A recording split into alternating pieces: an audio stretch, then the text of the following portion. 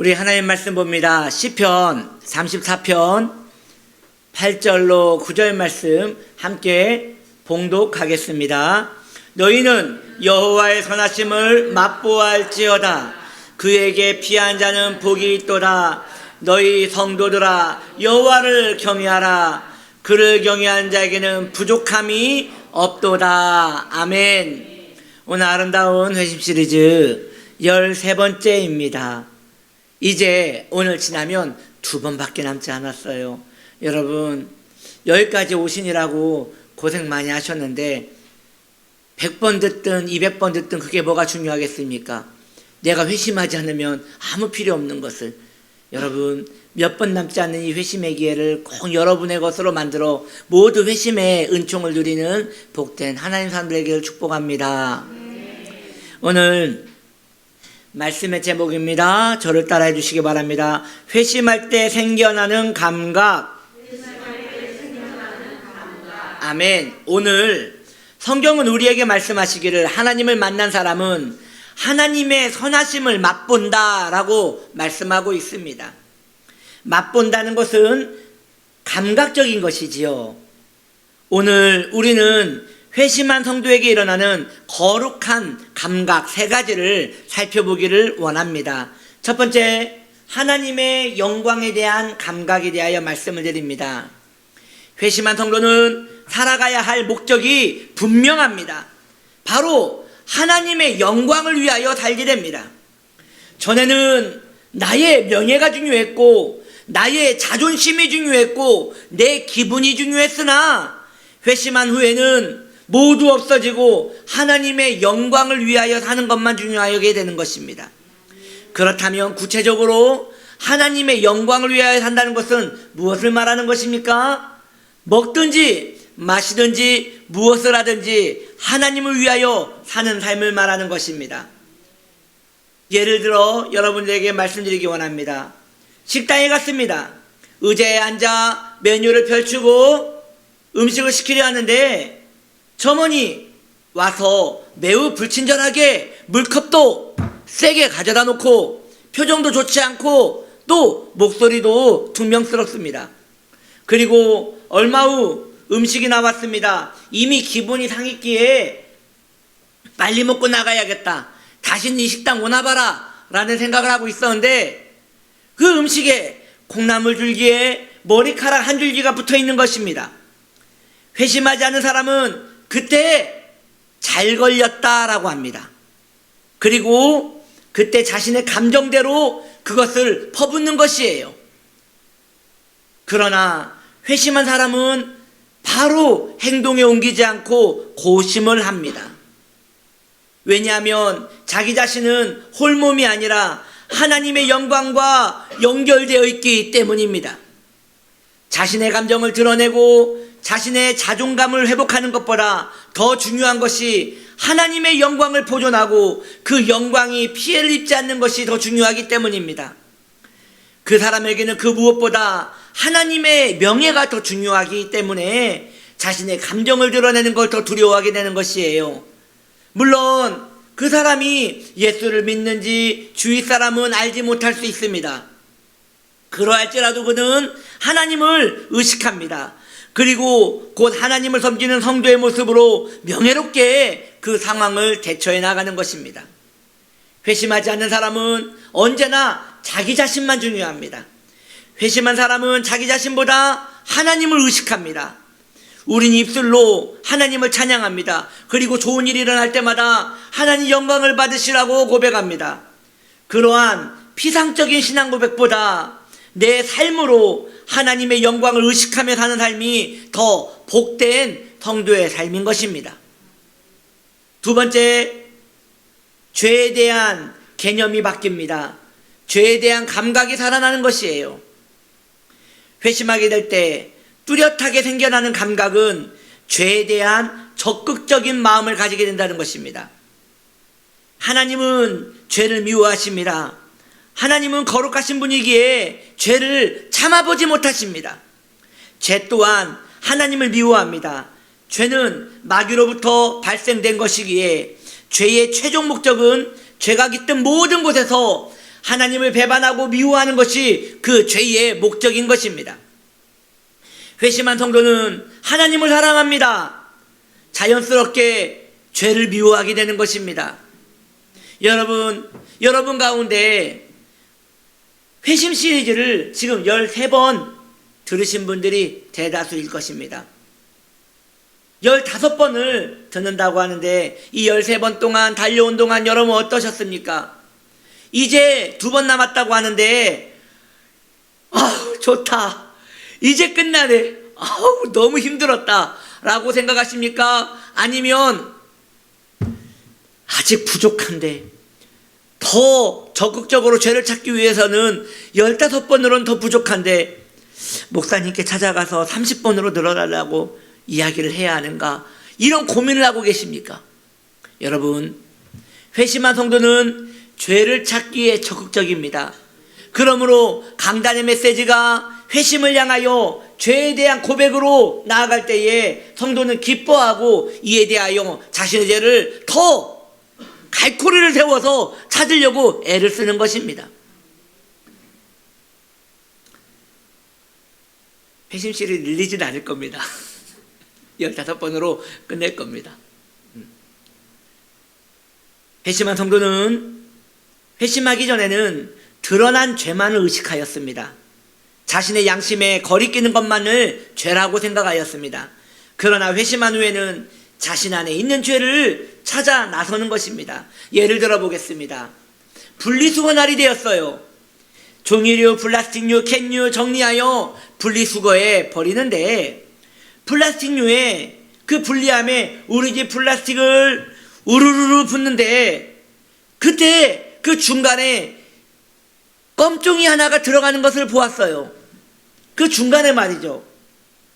껌종이 한 장이 마지막에 나왔으면 그것을 주워다가 종이류에 넣으면 되는데 중간에 들어가는 걸 내가 보았단 말이죠.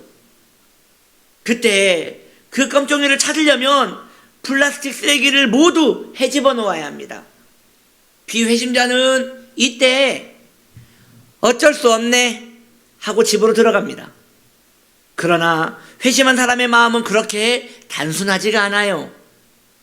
그 껌종이를 결국 찾지 않더라도 그 문제 하나로 죄에 대한 자신의 전반적인 모습을 살피는 것입니다. 그리고 그는 생각합니다. 나는 이처럼 대충 하나님 앞에서 살아가는구나. 이렇게 쓰레기 더미에 묻혀가듯 나는 이 세상에 묻혀가는구나. 그래서 죄가 어떤 것인지도 알지 못하고 죄인지 아닌지도 모를 정도로 죄 범벅이로 살아가는구나. 주여, 나의 죄가 선명하게 드러나게 하여 주옵소서라고 고백하게 되는 것입니다. 이렇게 마음으로 기도하게 되는 것이지요. 여러분은 모두 그렇게 살고 계시지요? 이렇게 껌종이 하나만으로도 가슴을 알아가며 내가 이렇게 살면 안 되는데 라고 하고 계시지요? 혹은 가끔 바쁠 때, 시간 없을 때, 빨간 불을 때 찾기를 건넙니다. 그때 정신없이 건널 때는 잘 몰랐지만 이후에 나는 이렇게 주님의 길이 아닌 아무 길이나 걸을 수도 있는 사람이구나 하면서 가슴을 치며 애통하며 사시지요? 이것은 회심한 성도에게 자연스럽게 일어나는 현상들입니다. 회심의 감각들이 여러분의 삶을 이처럼 피곤하게 만드는 것은 복받은 마음이에요. 여러분의 마음을 괴롭히시기 바랍니다. 회심의 감정은 이로 인하여 우리가 더 경건하게 성화된 삶으로 걸어가는 데 힘을 줄 것입니다. 이로 말미암아 내 안에 있는 죄성들은 힘을 잃고 반대로 하나님을 찾는 마음의 은혜는 흥황하게 될 것입니다. 예전에 제 지인이 그러는 거예요. 지인은 아니라고 말하고 싶지만 여튼 그분이 이렇게 얘기하는 거예요. 자기 집에는 쓰레기 봉투가 필요가 없다는 거예요. 왜 그러느냐? 일반 봉지에 담아서 출근할 때 나가다가 휙 던지고 간대요. 그러니 자기 집은 쓰레기 봉지가 필요가 없다는 거예요. 그 재활용 봉투 말하는 거예요. 아니, 이제 일반적으로 우리가 담는 봉지 말하는 거죠. 제가 그 말에 은혜를 받고, 우리 집에도 쓰레기 봉투가 없어도 되겠구나 라는 생각에, 이게 제가 결혼하기 전에 옛날 일입니다. 그래서 저도 쓰레기를 담아서, 그때 대학원 다닐 때였는데 그 봉지를 가지고 나갔어요. 이제 어디다 버릴까? 그분의 말처럼 휙만 하면 되니까 그걸 들고 가는데, 제가 이걸 들고 결국 지하철까지 가서 지하철을 타고 이걸 가지고 학교까지 가가지고, 학교가 그때 군포였거든요. 이 쓰레기 봉지를 들고 군포까지 가가지고 거기에다가 학교 쓰레기통에다 버렸던 기억이 납니다. 이게 무슨 짓인가? 그래서 그날 이후로 못했습니다. 이것은 굉장히 마음이 완고해야지 할 수 있다는 걸 알았습니다. 여러분, 성도의 삶은 이렇게 단순하지가 않습니다. 그냥 맘먹은 대로 할 수 있는 게 아니에요. 왜냐? 하나님의 은혜에 통제된 마음이기 때문인 것입니다. 그러므로 비회심자는 죄를 언급하기를 싫어합니다. 발견도 하지 못하고 발견을 할지라도 변명하기 일쑤입니다. 회심한 사람은 죄를 발견하려 합니다. 그리고 죄의 의도라도 발견되면 그것을 집요하게 쫓아 회개의 사형대 위에 그걸 올려놓고 사형을 시켜버리는 것이에요. 하나님의 마음을 가진 귀한 성도인들의 그 성향은 이처럼 죄를 미워하고 증오하게 되는 것입니다. 한번 생각해 보십시오. 여러분은 죄를 드러날까봐 감추어두고 있는 사람입니까? 아니면 발견되면 그것을 사형시키기 위하여 찾고 있는 분이십니까? 죄를 찾고 싶다면 수시로 이렇게 기도를 하시기 바랍니다. 여러분, 식사 기도하시지요? 밥 먹을 때마다 기도하시지요? 뭐라고 기도하십니까? 하나님, 일용할 양식 주셔서 감사합니다 라고 기도하십니까? 아니면 지금까지 지내온 것이 다 하나님의 은혜입니다 라고 고백하십니까? 이제 그런 반복적이고 습관적인 기도는 버리시고, 기도할 때마다, 식사 기도할 때마다 오늘부터 이렇게 기도 제목을 바꿔보십시오. 기도할 때, 하나님, 이 밥을 먹고 내 죄를 찾는데 열심을 내게 하여 주옵소서. 내 죄가 생각나게 하여 주옵소서. 이 밥을 먹고 내 죄가 생각나게 하여 주옵소서. 이렇게 기도하며 살아가기를 바랍니다. 그때 이 기도가 응답될 때 여러분 안에는 무수한 죄가 기억날 것이고, 이로 말미암아 여러분들은 하나님과 가까워진 은혜가 있을 것입니다. 세 번째입니다. 용서하는 마음의 감각이 살아난다 하였습니다. 이 세상을 살아가는 가운데 관계에 상처받을 일이 너무나 많습니다. 때로 내가 잘못하여, 내가 잘못 선택해서 이렇게 상처를 받을 때도 있으나, 나는 잘못하지도 않았는데 다른 이의 왜곡된 생각이나 오해로 말미암아 혹은 악한 자를 만나서 내가 피해를 입고 상처를 받을 때도 매우 많습니다.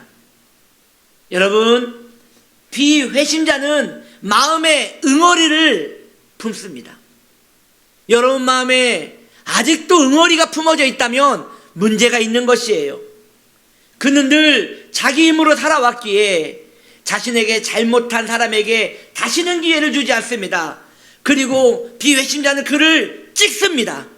너는 나에게 찍혔다라고 하고 찍습니다. 그리고 겉으로는 아무 일 없는 것 같으나 속으로는 상대에 대하여 냉소적이고 차가운 마음을 가질 수 있는 것입니다.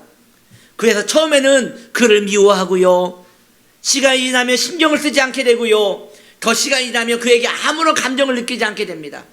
그리고 고백합니다. 내가 그를 용서했노라고 말이죠. 그래서 난 그에게 아무런 마음이 없다고 말이죠. 우리는 화석을 잘 압니다.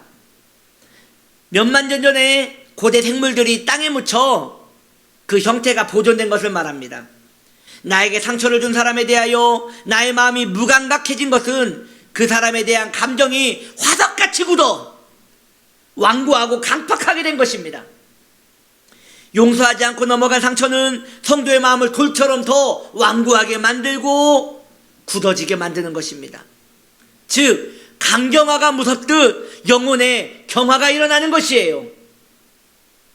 비회심자는 사랑받은 적이 없고 용서받은 적이 없기에 용서하지도 못하고 품어주지도 못합니다. 용서가 무엇인지도 모릅니다. 그러나 회심한 사람은 자신이 얼마나 큰 죄인인지를 압니다. 사랑하는 성도님들이요, 많은 성도님들이 자신이 회심하였는지 회심을 하지 않았는지 잘 몰라요. 그래서 회심하셨습니까? 라고 하면 아멘이라고 말하는데 그 근거를 대기가 참 애매해요. 저는 오늘 이 시간 여러분들이 회심을 하셨는지 회심을 안 하셨는지 명확한 기준을 또 하나 알려드리기 원합니다.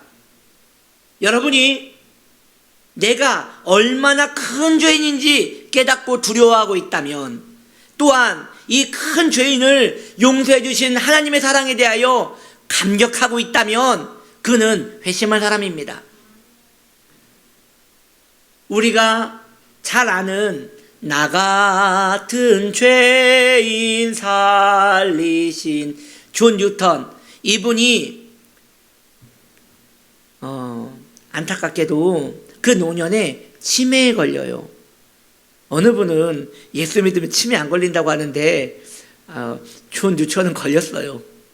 그래서 이 말도 했다가 저 말도 했다가 사람의 얼굴도 기억도 못했다가, 그러니 그를 존경하고 사랑했던 많은 하나님의 사람들이 걱정돼서 존 뉴턴이요, 저를 기억하십니까? 어쩌시려고 그러십니까? 라고 말할 때 그 뉴턴이 힘이 하나도 없지만 명확하게 늘 했던 말이 있다고 합니다.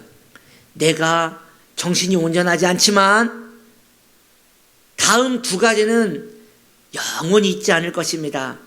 첫째는 내가 얼마나 큰 죄인이라는 것을 잊지 못할 것이며, 두 번째는 이 큰 죄인을 구원하신 하나님의 사랑에 대하여 난 잊지 않을 것입니다 라고 고백했다고 합니다.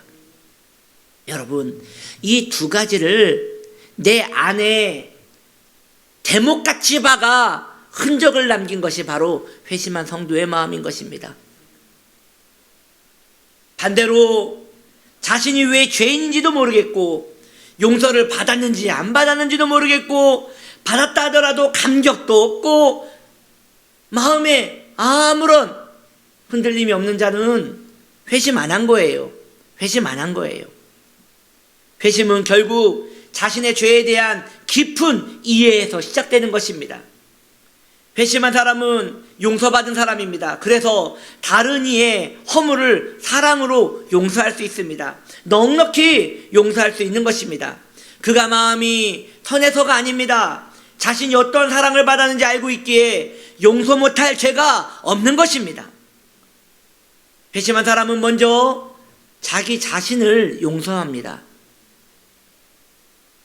나는 끔찍한 죄인이며 진노의 자녀였지만 나 같은 자를 주님이 용서하셨기에 나도 나를 용서하며 복음에 피답해 자기 자신을 사랑할 수 있는 것입니다. 그래서 회심한 성도는 원한을 갖지 않아요. 자기 마음에 대하여 원한을 갖지 않아요.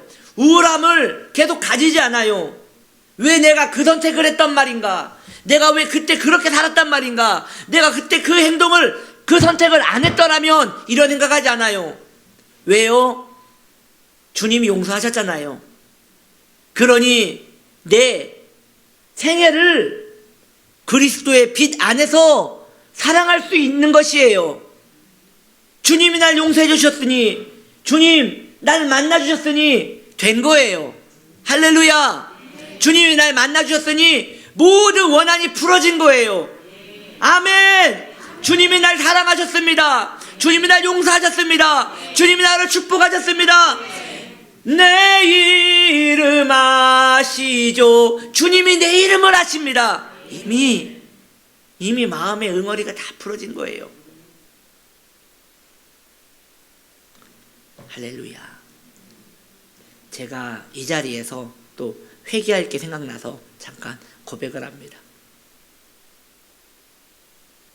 우리 예진이가 그때 돌 막 지날 때였던 것 같아요. 아주 애기였어요. 그때 한 목사님 집을 갔거든요. 근데 그 목사님 그 집에 아이들이 많았어요. 그러니 그 막 아기를 데리고 가니 그 아이들이 이쁘잖아요. 예진이를 보고 이쁘다고 가서 계속 칭찬을 하고 만지고 그러니까 그 집에 있는 막내 애가 예진이를 시기를 한 거예요. 예진이 코를 때려버린 거예요. 제가 3년간인가를 그 목사님하고 연락을 안 했습니다. 그 응어리가 맺혀가지고 내가 걔를 따로 데리고 나가서 코를 때려야지 마음이. 여러분 이렇게 성도는 응어리를 가지면 안 돼요. 또 어제도 또 그 악한 게 올라와서 우리 집 햄스터 키우거든요. 호빵이라고. 걔가 우리 상진이 손을 문 거예요. 그래서 제가 조용히 가서 그 엉덩이를 때렸습니다. 걔를. 그 때릴 게 어딨다고. 그래서 주님 회개합니다. 여러분 이렇게 성도는 응어리를 가지지 않아요. 빨리 풀어야 돼요. 자기 자신을 용서해주고 자기 자신을 사랑해줄 수 있어야 하는 것이에요. 아멘. 또한 성도는 자기 자신을 용서하지만 더 나아가 다른 이도 넉넉히 용서해주고 사랑해줄 수 있는 것입니다. 하나님이 나 같은 자도 용서하셨으니 나도 용서할 수 있어야 한다는 거룩한 부담감이 그의 양심을 괴롭히기 때문입니다. 이처럼 회심한 사람은 세 가지 감각이 그 마음에서 일어난다 하였습니다. 정리합시다. 하나님의 영광에 대한 감각이 살아납니다. 죄에 대한 감각이 살아납니다. 용서에 대한 감각이 살아납니다. 회심한 사람에게 일어나는 이 놀라운 신령한 감각들이 여러분들에게 있다면 하나님을 찬양하십시오. 여러분들에게 구원이 임한 것입니다. 그러나 아무리 여러분이 선하게 살고 착하게 살더라도 이 세 가지 감각이 없다면 아직 구원받지 못한 것입니다. 그러니 이 거룩한 진단표를 여러분 앞에 놓고 자세하게 자신을 비추어야 하는 것입니다. 그 2부 예배 드린 성도님께서 저에게 이 설교를 듣고 이야기를 하시는 거예요. 목사님 오늘 말씀을 들어보니까 교회를 다니는 사람 중에도 회심하지 못한 사람이 굉장히 많은 것 같아요 라고 하였습니다. 제가 그렇다고 하였습니다. 그들은 회심할 기회를 얻는 사람일 뿐 회심은 하지 않았다고 하였습니다. 이 세 가지 여러분 감각이 여러분 안에 없다면 회심 안 한 것입니다. 구원 못 받은 것입니다. 그는 아직 하나님과 원수된 관계이고 이대로 죽으면 틀림없이 멸망의 세계로 끌려갈 것입니다. 그러니 이러한 감각이 여러분들에게 없다면 빨리 회심의 은혜를 달라고 간구하십시오. 그래서 모두 회심하시어 천국 백성 되기를 축복합니다. 더욱 선명한 회심의 빛 가운데 나아가 구원의 은총을 누리는 복된 하나님 사람 되시기를 예수님의 이름으로 축복합니다.